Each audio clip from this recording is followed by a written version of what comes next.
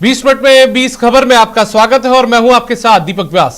हम अगले 20 मिनट में आपको देश दुनिया की ऐसी 20 ऐसी खबरें बताने वाले हैं जो इस वक्त ना केवल सुर्खियों में है बल्कि दिलचस्प और अहम भी है। तो शुरू करते हैं 20 मिनट में 20 खबरों का सिलसिला। सबसे पहले देखते हैं राजस्थान की कौन कौन सी खबर इस वक्त अहम है।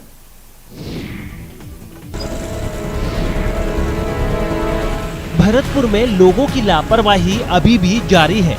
शहर में चारों तरफ भीड़ ही भीड़ नजर आने लगी है। एक तरफ तो व्यापारी प्रशासन का विरोध कर दुकानें खोल रहे हैं तो दूसरी तरफ लोग बाजारों में खरीदारी के लिए उमड़ रहे हैं। ऐसे में प्रशासन की मुश्किलें लगातार बढ़ रही हैं और इन लोगों के इस कदर कोरोना गाइडलाइन के उल्लंघन की वजह से यहाँ फिर से संक्रमण बढ़ने की आशंका जताई जाने लगी है। प्रशासन ने कई बार कोशिश की, डंडे भी चलाए, चालान भी काटे, प्यार से और डांट फटकार कर समझाने की भी कोशिश की, लेकिन सब बेकार हो रहा है। बाजार में अब लगातार भीड़ देखी जा रही है और जो लोगों की लापरवाही है वो अब भी देखी जा रही है। इससे जायज़ है कि जो कोरोना केसों की संख्या घटी थी वो एक बार फिर बढ़ती हुई नजर आएगी। व्यापारी हैं वो भी प्रशासन के खिलाफ विरोध प्रदर्शन कर रहे हैं। दुकानों को सुबह 9 बजे से 5 बजे तक खुलवाने की मांग कर रहे हैं। व्यापार संघ के जो अध्यक्ष हैं वो लगातार जो खुली हुई दुकानों हैं उनसे जाकर के अपील कर रहे हैं कि दुकानों को बंद करें। साहब और जिला कलेक्टर साहब कह रहे थे हमसे कि राजस्थान सरकार की गाइडलाइनों की हम पालना करेंगे और राजस्थान सरकार की गाइडलाइन जब 6 से 11 आ गई सब ट्रेडों को खोलने के लिए, फिर ऑडी बंद क्यों? व्यापार महासंघ ने डिमांड की कि एक तो या तो ये करो 6 से 11 में जो लोग अब तक खुल रहे हैं उनको खोल के फ्री कर दो। सोशल डिस्टेंसिंग की आपको पालना चाहिए तो हमको 12 से 5 का टाइम दे दिया जाए जिससे कि हमारा ग्राहक तो जो जरूरत का होगा वही आएगा बाजार में और सोशल डिस्टेंसिंग से पालना हो जाएगी। टोंक में अनलॉक के दौरान सोशल डिस्टेंसिंग की धज्जियां उड़ती नजर आ रही हैं। यहाँ बाजार तो 11 बजे तक ही खुल रहे हैं, लेकिन यहाँ जमा हो रही भीड़ में सरकार की ओर से जारी कोरोना गाइडलाइंस का पालन कहीं नजर नहीं आता। सोशल डिस्टेंसिंग की बात तो यहाँ बेमानी है। लोगों की लापरवाही इस कदर बढ़ गई है कि कुछ लोग तो मास्क पहनना भी भूल गए हैं। जो पहन भी रहे हैं उनमें से ज्यादातर नाम मात्र के लिए। इस बढ़ती लापरवाही की वजह से पुलिस और प्रशासन के होश उड़ गए हैं और इस परेशानी को व्यापारी ये कहकर बढ़ाने पर तुले हैं कि उन्हें दुकान खोलने के लिए और ज्यादा समय मिले। मिनी अनलॉकडाउन चल रहा है और टोंक शहर में हम खड़े हैं। अभी इस वक्त की बात करें तो मिनी अनलॉकडाउन के दौरान कोरोना संक्रमण से बचने के लिए जो सरकारी गाइडलाइन है उसकी पालना की बात करें तो 11 बजे तक जो बाजार खुला है उसकी तस्वीरें आप देख सकते हैं। वाकई में डराने वाली है। लोगों की लापरवाही इस कदर है। मास्क जरूर सबके लगे हुए हैं लेकिन सोशल डिस्टेंसिंग की बात करें तो वो कहीं नजर नहीं आती है।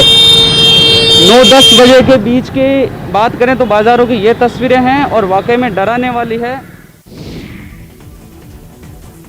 कोरोना महामारी के संक्रमण का दौर कम हुआ है और मरीज ठीक होकर डिस्चार्ज हो रहे हैं। ऐसे मरीजों और उनके परिजनों को बाद में आने वाली समस्याओं से निजात दिलाने के लिए सवाई माधोपुर के जिला अस्पताल में एक पोस्ट कोविड क्लिनिक और पोस्ट कोविड वार्ड बनाया गया है। पोस्ट कोविड क्लिनिक को लेकर जिला अस्पताल के पीएमओ डॉक्टर BL मीणा का कहना है कि जिला अस्पताल में एक पोस्ट कोविड क्लिनिकल और 10 बेड का वार्ड बनाया गया है। यहाँ मरीजों की काउंसलिंग करने के लिए मनोचिकित्सकों के साथ साथ डॉक्टरों की भी ड्यूटी लगाई गई है। अगर कोरोना से ठीक हुए लोगों को कोई परेशानी होती है तो वो पोस्ट कोविड क्लिनिक में सुबह 8 बजे से शाम 8 बजे तक यहाँ चेकअप करा सकते हैं। उसका फोबिया होता है, कोविड का फोबिया, तो उसकी वजह से मेंटल डिस्टर्ब हो जाते हैं। वो पेशेंट भी अपना आप सेटल नहीं हो पाते घर पे। वो पेशेंट हमारे पास आते हैं। उसके लिए हमने क्लिनिक के रूप में 178 नंबर का कमरा रिजर्व किया है। उसमें राउंड ऑफ लोग 8 से 2 और 2 से 8 दो डॉक्टर रहेंगे। ये एक तो आयुर्वेदिक चिकित्सक रहेगा, एक हमारा फिजिशियन रहेगा। इतनी बड़ी संख्या में ऑक्सीजन सिलेंडर को देखकर आप हैरान मत होइएगा। दरअसल कोरोना की तीसरी लहर के लिए जिस तरह की आशंकाएं जताई जा रही हैं, उसे देखते हुए अस्पतालों के लिए ये जरूरी हो गया है कि वो मूलभूत सुविधा खासकर ऑक्सीजन सिलेंडर की पूरी व्यवस्था तैयार रखें। बड़ी संख्या में ऑक्सीजन सिलेंडर की ये तस्वीरें सवाई माधोपुर की है, जहां इन दिनों चिकित्सा विभाग की ओर से कोरोना संक्रमण की तीसरी लहर में बचाव और इलाज के लिए तूफानी रफ्तार से तैयारी की जा रही है। तमाम तरह के मेडिकल उपकरण और दवाइयों के साथ साथ यहाँ ऑक्सीजन सिलेंडर का भी स्टॉक दुरुस्त किया जा रहा है ताकि जरूरत के समय ऑक्सीजन की सप्लाई में कोई दिक्कत न हो।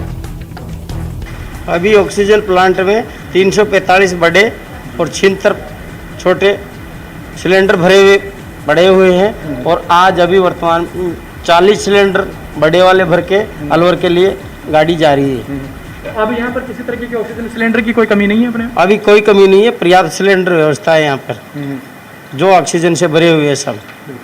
तो आप देख सकते हैं इस वक्त ऑक्सीजन सिलेंडर की किसी भी तरह से कोई कमी यहाँ पर नहीं है। जैसा कि अभी ऑक्सीजन प्लांट इंचार्ज हमारे यहाँ पर बता रहे हैं कि लगभग 421 सिलेंडर हमारे यहाँ पर इस वक्त एडवांस रूप के अंदर मौजूद हैं, जो कि किसी भी तरह से और किसी भी घातकता का पूरी तरह से मुकाबला करने के लिए काफी है। अजमेर में स्मार्ट सिटी प्रोजेक्ट के तहत शास्त्री नगर के कुक्कुटशाला में 1.50 करोड़ की लागत से एक नया पशु चिकित्सालय बनाया गया है। आपको बता दें कि 890 वर्ग मीटर क्षेत्रफल में बने इस पशु चिकित्सालय में नया बाजार वाले पुराने पशु चिकित्सालय को भी शिफ्ट कर दिया गया है और इस नए अस्पताल में रोजाना 100 से अधिक पशुओं का उपचार भी किया जा रहा है। नए पशु चिकित्सालय में 6 doctors room, dog outdoor, 2 lab room, 1 mini animal operation theatre, 1 large animal operation theatre, 1 dispensary, 1 X ray room, sonography room, labour room और स्टोर रूम भी बनाए गए हैं। खास बात यह है कि नए भवन में एक्सरे रूम और आउटडोर को इस तरह डिजाइन किया गया है कि इसमें बड़े जानवरों का भी आसानी से एक्सरे हो सकेगा। यहाँ गाय, भैंस, घोड़ा, भेड़, बकरी, डॉग्स, बिल्ली और बंदर समेत तमाम तरह के पक्षियों के उपचार की भी व्यवस्था है। पशु चिकित्सालय राजकीय बहुउद्देशीय पशु चिकित्सालय जो नया बाजार में था, अजमेर स्मार्ट सिटी प्रोजेक्ट के तहत जो नया भवन बना है शास्त्री नगर में, यहाँ स्थानांतरित हो चुका है। जैसा कि सभी को पहले से ही पता था, पुराने वाले भवन में जो गोलपेड़ के पास में था नया बाजार में, वहाँ पार्किंग की बहुत बड़ी परेशानी होती थी। जो दूर से आने वाले व्हीकल्स थे जिनमें बड़े पशु आते थे वो नहीं आ पाते थे। तो इस वजह से इन तमाम परिस्थितियों को देख के ये जो नए भवन स्थानांतरित किया है, यहाँ पे बहुत अच्छे रिजल्ट हमें मिल रहे हैं। इस तरह से घर कम नर्सरी ज्यादा नजर आ रहा ये पोखरण के पर्यावरण प्रेमी शिक्षक दलपत राम जुइया का घर है। यूं तो सालों से उनके घर में यूं ही पौधे तैयार किए जाते हैं, लेकिन इस बार पर्यावरण दिवस के लिए उनके घर खास तैयारी की जा रही है। दलपत राम जुइया का कहना है कि 5 जून यानी शुक्रवार को जब विश्व पर्यावरण दिवस मनाया जाएगा तो अपने घर में तैयार हो रहे पौधों को सार्वजनिक स्थानों पर लगवाएंगे। कोरोना काल के अंदर एक वाटिका तैयार की है। इस वाटिका में विभिन्न प्रकार के पौधे तैयार किए, जिसमें विशेषकर सहजन और तुलसी, गिलोय के पौधे तैयार किए। इन पौधों को मैं विश्व पर्यावरण दिवस 5 जून के अवसर पर विभिन्न धार्मिक स्थानों पर, धर्मशालाओं में, विद्यालय में, सार्वजनिक स्थानों में लगाऊंगा और गांव में भी जो निःशुल्क पौधे वितरण करूंगा। आपको बता दें कि दलपत राम जुइया पिछले कई सालों से कटते पेड़, सिमटते जंगल और बारिश के पानी से लगातार हो रहे भूमि कटाव को रोकने के लिए लोगों को जागरूक कर रहे हैं। इसके लिए वो न केवल खुद पोखरण और आसपास के इलाकों में पेड़ पौधे लगाते रहे हैं, बल्कि दूसरों को भी प्लांटेशन के लिए जागरूक करते रहे हैं। खास बात यह है कि उन्हें पर्यावरण संरक्षण के लिए किए गए कामों के लिए कई पुरस्कार और प्रशस्ति पत्र भी मिल चुके हैं। सवाई माधोपुर के रणथंभौर नेशनल पार्क की प्रसिद्ध बागिन एरोहेड की बेटी रिद्धि T124 जल्द ही सरिस्का चली जाएगी। इसे लेकर केंद्र सरकार और NTCA की ओर से जरूरी मंजूरी भी दे दी गई है। गौरतलब है कि बागिन एरोहेड की 2 बेटियां हैं, एक रिद्धि और दूसरी सिद्धि। बागिन एरोहेड की दोनों ही बेटियां युवा होने के साथ ही अपनी टेरिटरी बनाने के लिए कई बार एक दूसरे से भिड़ चुकी हैं। ऐसे में दोनों बागिन बहनों के बीच होने वाले टकराव को टालने के लिए वन विभाग ने दोनों में से एक को दूसरी जगह शिफ्ट करने के लिए वन्य जीव प्रतिपालक को प्रस्ताव भेजा था, जिस पर मुख्य वन्य जीव प्रतिपालक ने केंद्र सरकार और NTCA को प्रस्ताव भेजा, जिसके जवाब में बागिन T124 रिद्धि को सरिस्का शिफ्ट करने की मंजूरी दे दी गई है। सर इसका शिफ्ट करने के लिए रिद्धि 124 नंबर है उसका, यहाँ से प्रस्ताव भेजा गया था जिसका हमें शिफ्ट किया जाना है। उसके रिप्लाई में चीफ अडवाइजर द्वारा केंद्र सरकार ने इसे परमिशन के लिए पत्र प्रेषित किया था। केंद्र सरकार के वाइल्ड लाइफ विभाग और नेशनल टाइगर कंजर्वेशन अथॉरिटी दोनों जगह से परमिशन आई है। हाथ में बोतल और बकरियों को दूध पिलाती इस बच्ची का नाम है धनारी।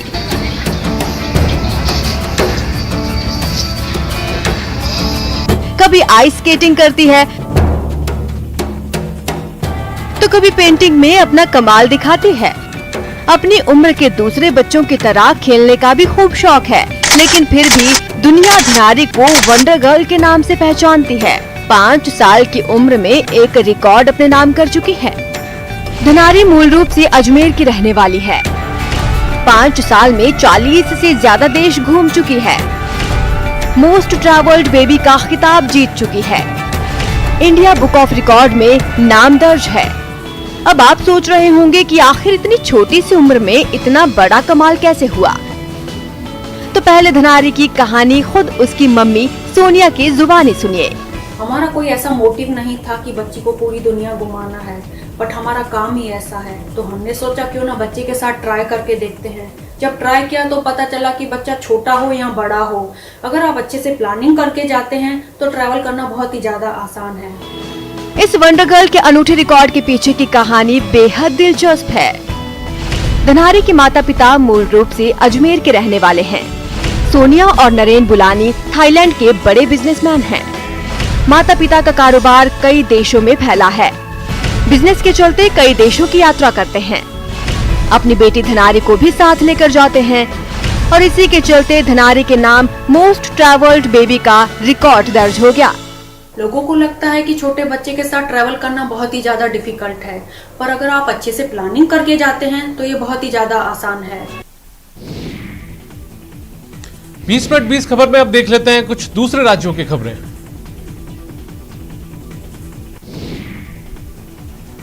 बिहार के भागलपुर से हैरान करने वाला एक वीडियो सामने आया है।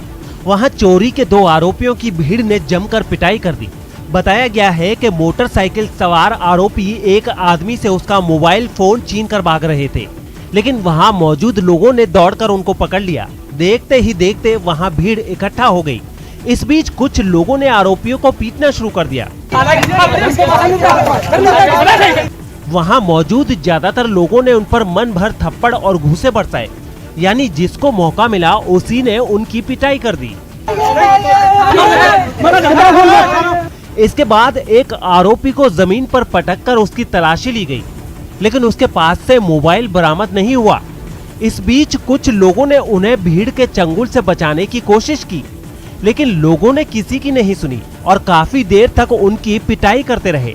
हालांकि बाद में किसी ने पुलिस को मामले की जानकारी दी, जिसके बाद पुलिस वहां पहुंची और आरोपियों को किसी तरह भीड़ के कब्जे से निकालकर थाने ले गई।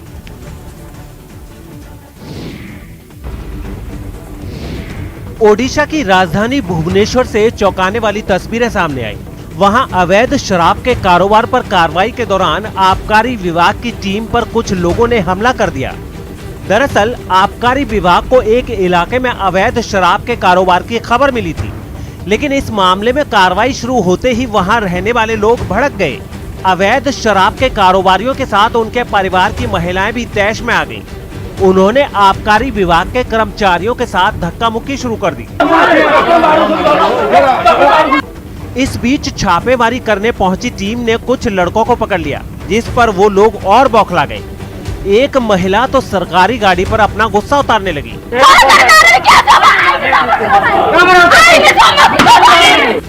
इसके बाद वो उस गाड़ी के आगे बैठ गई, जिसे हटाने में कर्मचारियों के पसीने छूट गए। इसके बाद भी काफी देर तक वहां बवाल होता रहा। इस हमले में कई कर्मचारियों को चोटें आईं। खबर है कि इस मामले की शिकायत के बाद पुलिस ने केस दर्ज कर लिया।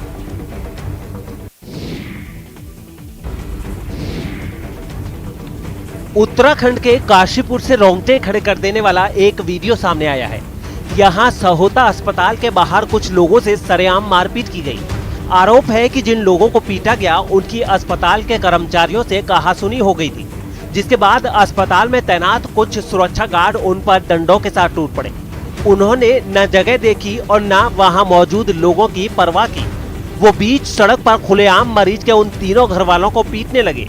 सड़क पर सरेआम गुंडागिर्दी कर रहे इन गार्ड्स को देखकर ऐसा लगा जैसे वो उनकी जान लेकर ही दम लेंगे।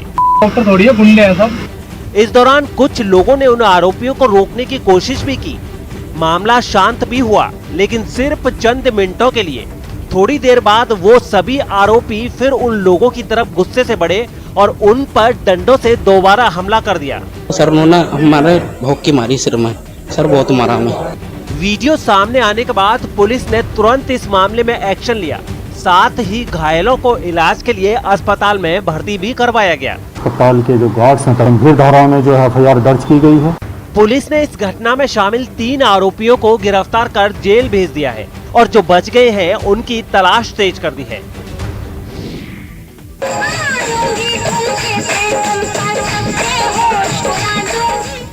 उत्तर प्रदेश के गोरखपुर से एक चौंकाने वाला वीडियो सामने आया। वहां समाजवादी पार्टी के एक नेता ने शादी समारोह में कोरोना नियमों की धज्जियां उड़ाते हुए जमकर डांस किया।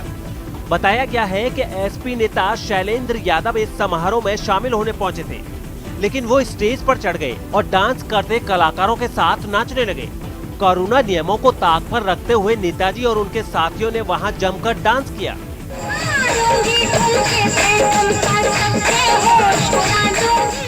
मस्ती में झूम रहे शैलेंद्र यादव तो मानो कोरोना को भूल ही चुके थे। उन्होंने मास्क और जरूरी दूरी के नियम को भी हवा में उड़ा दिया।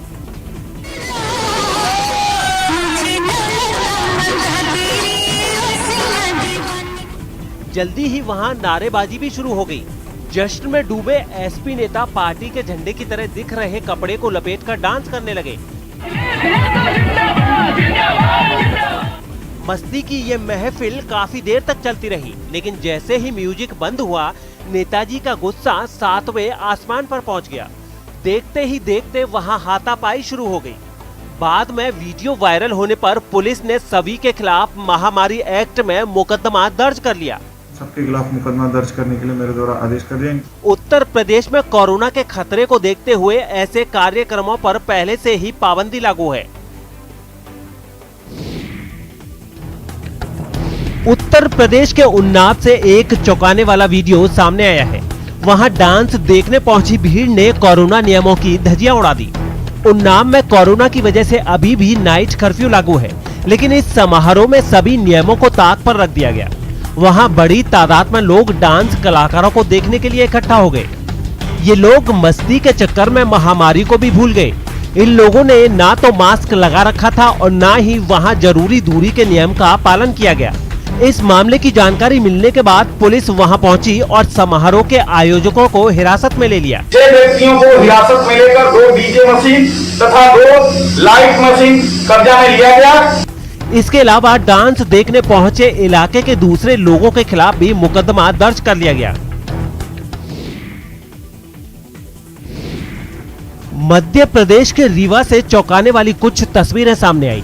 वहां EOW यानी इकोनॉमिक ऑफेंसेज विंग में काम करने वाली एक महिला और उसका पति मास्क के लिए टोकने पर कुछ पुलिस वालों से भिड़ गए।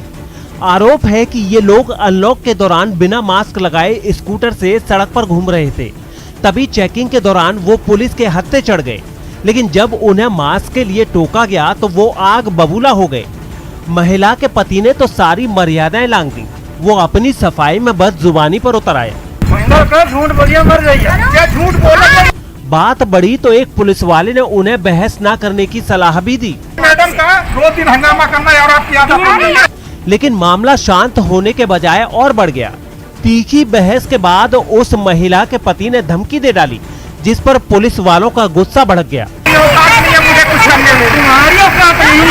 इसके बाद वहां मौजूद कुछ पुलिस वालों ने बीच बचाव भी किया और फिर हंगामा कर रहे पति पत्नी को छोड़ दिया गया। गुजरात के सूरत से चौंकाने वाला वीडियो सामने आया। वहां कोरोना कर्फ्यू के बावजूद एक आदमी ने बीच सड़क पर अपने जन्मदिन का जश्न मनाया।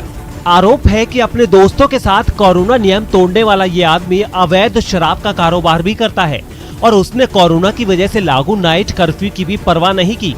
उसने अपने दोस्तों को बुलाकर बीच सड़क पर ही 1-2 नहीं बल्कि 5 केक काटे।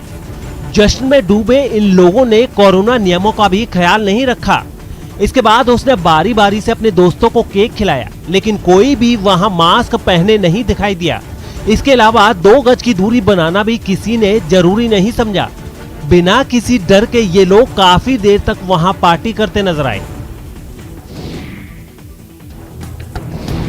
एलोपैथी और आयुर्वेदिक के बीच छिड़ी बहस के बीच दिल्ली के अखिल भारतीय आयुर्वेद संस्थान ने एक बड़ा दावा किया। इस संस्थान के मुताबिक यहाँ कोरोना के जितने भी मरीजों को भर्ती कराया गया वो सभी पूरी तरह से ठीक हो गए। खास बात यह है कि कोरोना मरीजों में ज्यादातर का इलाज आयुर्वेदिक पद्धति से किया गया। आपको बता दें कि यहाँ कोरोना के कम गंभीर मरीजों को भर्ती किया जाता है और मरीजों के दिन की शुरुआत प्रार्थना से होती है। इतनी शक्ति हमें देना दाता। जितना ध्यान मरीज के तंदुरुस्त होने पर दिया जाता है उतना ही उसके दिल और दिमाग पर भी। इसलिए दिन भर योगा और प्राणायाम से लेकर डांस तक के सेशन होते हैं। दावा ये है कि संस्थान में 600 मरीजों पर ये इलाज पूरी तरह से कामयाब रहा। हमने 600 मरीजों का पूरा इलाज किया है और 99.99% मरीज पूरा ठीक होके गए हैं। खास बात यह है कि आयुर्वेदिक संस्थान होने के बावजूद यहाँ मरीजों के लिए एलोपैथिक इलाज का भी इंतजाम है। खास तौर पर कोरोना के मरीजों के लिए अस्पताल में 47 बेड हैं। यानी अगर मरीज की हालत बिगड़ती है तो एलोपैथी के डॉक्टर मोर्चा संभाल लेते हैं।